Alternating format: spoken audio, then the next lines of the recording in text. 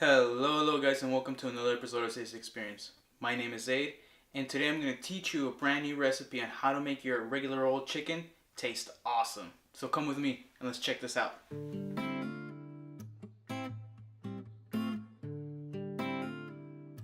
If you guys are following a carnivore diet or a keto diet, you're going to love this recipe. We're going to be using several different flavors. That way we can get that regular old chicken that we make on the everyday basis taste more lively and have a lot more flavor and body to it. In my opinion, the key to any diet is to have variety. So we're going to start off with a couple of things. We're going to be needing rosemary, thyme sprigs, garlic powder, smoked paprika, powdered onion, butter, and salt and pepper. Lately the salt that I've been using is called Aztec salt. The reason why I'm using it is since I am doing the carnivore diet, I'm trying to get as much minerals as I can within my diet, and I already know that more than half of the stuff that I eat kind of provides a lot of the vitamins and nutrients. So I try to supplement in this way by adding the sea salt, and it has a bunch of minerals. You guys can go ahead and look up all the benefits, but if you guys are interested in looking at a good salt to use, Aztec salt is a way. Not the only way, but a way. This recipe works very well for any piece of chicken. Whether it's the drumsticks, whether it's the thighs, doesn't really matter. It works pretty well overall.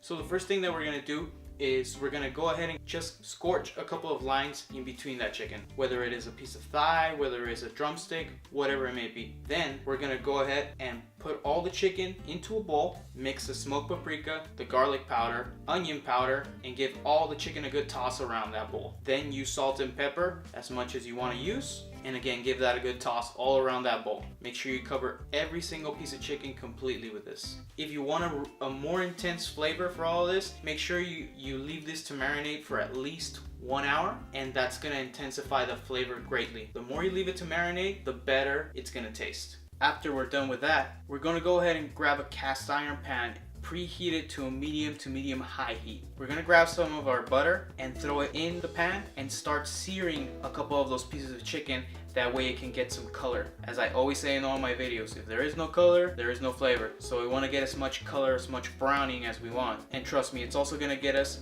a more crispy skin, which at the end of the day, it makes the chicken more enjoyable. And if it's more enjoyable, you're more likely to eat it and enjoy it. After we're done searing a couple of pieces of chicken, or all the pieces of chicken actually, we're gonna preheat our oven at 400 degrees Fahrenheit, which should be about 200 Celsius. So make sure you preheat it for at least 10 to 15 minutes. Now, grab a big pan, or a baking sheet if you have any, and throw all your pieces of chicken on top. Make sure you line them up, make sure you leave a little bit of space in between the chicken if you can. If not, that's perfectly fine. Toss a couple of pieces of butter on top of all the chicken. Just small, tiny little squares. Again, that way we can help the chicken get a very crispy skin and a more flavorful skin as well. What we're gonna be doing for our next step is we're gonna be putting the rosemary and the thyme on top of the chicken. We're gonna go ahead and spread it out as evenly as we can, but we're just gonna toss it on top of it. This is gonna add a lot of flavor to it. So you don't need to do a lot, just kind of toss it up there and you should be good. So now that we have all that set up, we're just gonna put it in the oven at 400 degrees Fahrenheit, 200 degrees Celsius I believe, and leave it in there for 40 minutes or until your chicken reaches an internal temperature of 165 Fahrenheit. Again, it doesn't matter what part of the chicken you're cooking, just make sure it does reach an internal temperature of 165 Fahrenheit, or I believe it's like 72 degrees Celsius or 71. Once it reaches that internal temperature, you guys are done. Simple as that. Great tasting chicken with very minimal effort. Again, sometimes you may not have enough money to go ahead and buy red meat all the time. I know it can get really expensive. Trust me guys, chicken is a great cut of meat that we can eat that's cheap, flavorful, and we can find just about anywhere.